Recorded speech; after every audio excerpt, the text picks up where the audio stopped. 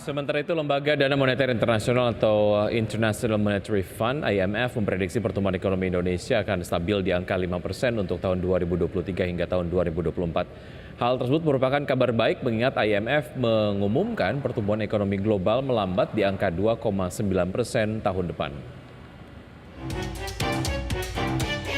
Dalam laporan bertajuk World Economic Outlook Navigation Global Divergence, International Monetary Fund atau IMF memprediksi pertumbuhan ekonomi Indonesia akan stabil di angka 5% untuk tahun 2023 hingga 2024, di mana perekonomian Indonesia dinilai cukup solid.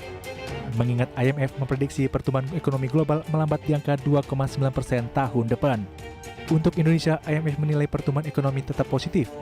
Terlihat dari kinerja Gross Domestic Product atau GDP, pendapatan produk domestik bruto real berada di level 5%.